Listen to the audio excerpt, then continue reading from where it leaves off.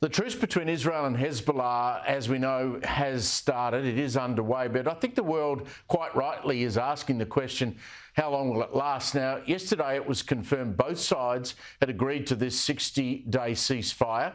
The agreement is now going to be overseen by the United States and the French, and it'll see Israel withdraw troops over that period of 60 days. I've seen some vision today of what's happening on the ground. It seems to be pretty calm.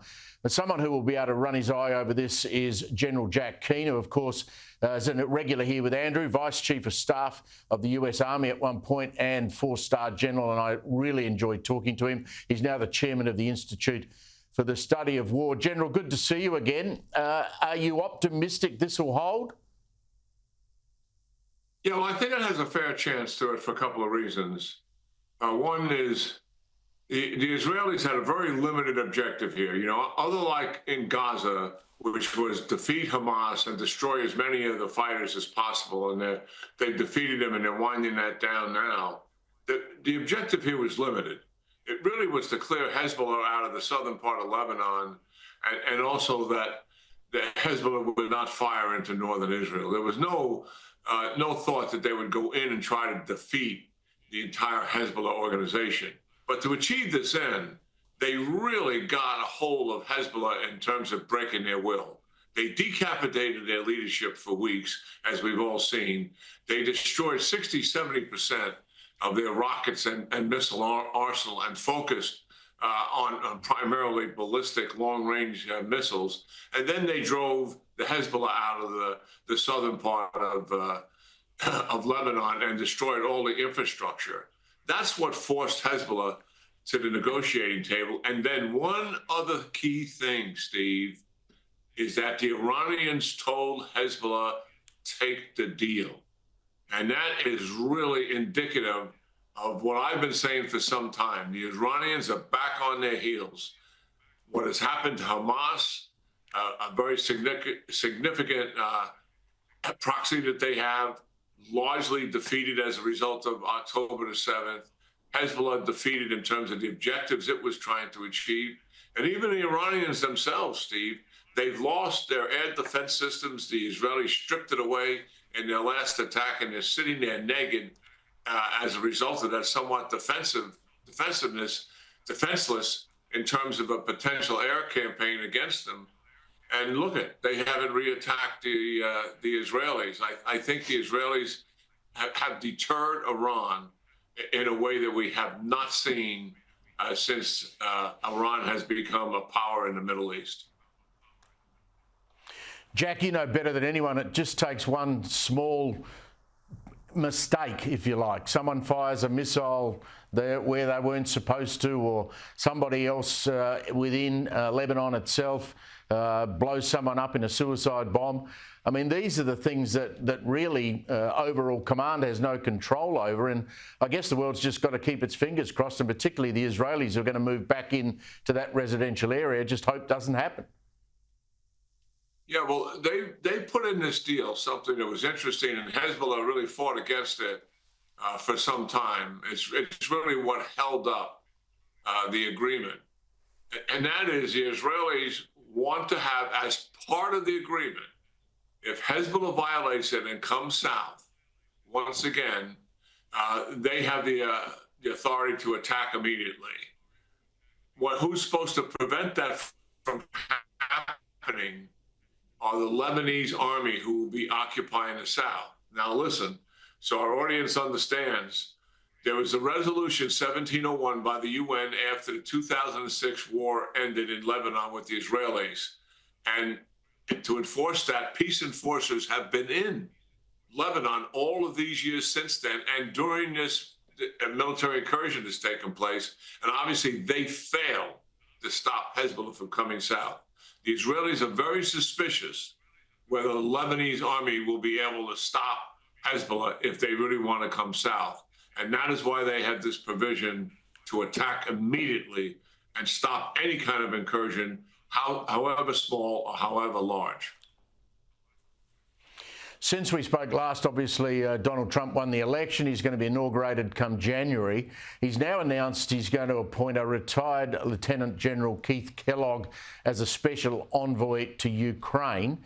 He's made a lot of choices. Is this one that you would agree with? Oh, yes. I know Keith Kellogg very well. We're paratroopers together and infantry, and known each other for many, many years. And for the last 2 weeks, I think I've talked to him every single day. So, yeah, this is a good pick. He's got the president's confidence. There's a number of people around President Trump, certainly, have an opinion that we should just end this thing. And then there's some others, maybe we should just cut and run. That doesn't make any sense. Kellogg will go forward based on what's good for the United States national interest. And obviously, we don't have neutrality here. This is not like a negotiation between a union and a corporate headquarters and trying to be neutral to both. We have a bias here, and that bias is Ukraine. Well, we want them to come out of this in a favorable position, and we certainly don't want to do anything that's going to enhance Putin and strengthen his barbaric hand in Europe, which China would regard as a win for them, and so would the mullahs in Iran regard as a win for them. Kellogg, grounded in military operations, been in and out of national security since he's been retired, spent 4 years in the White House with the Trump administration, was part of his think tank, so he's very close to policymakers, and he'll put together a good team around him. This is hard, though. Make no mistake about it. This is very tough negotiations that are going to take place here. This is a very complicated situation in Ukraine, as we've been watching now for 3 years. But he's picked the right guy to go do it. What's your view on whether Ukraine might ultimately have to give up some ground to have this over? Well, I think President Zelensky is already there with that. I mean, he's not going to say that publicly, Steve. But, I mean, the reality is that. But how much that is really the issue. And remember, we're talking about as ground. And when you talk to President Zelensky and the leaders around him, for them, it's all about the people. They're surrendering hundreds of thousands of Ukrainian people to the subjugation of Russia. Their women are raped routinely. The men get assassinated for the least violation. 30,000 children in occupied territories in Ukraine by Russia have been exported to Russia. I mean, this is horrendous what has taken place. So there's a lot of passion and emotion here in terms of giving up ground. What he really doesn't want to give up are his people. And that really is the concern that they have. But yes, certainly there will be some giving of ground, obviously, to be able to negotiate some kind of an effective peace agreement. Now, I am fatalistic about this.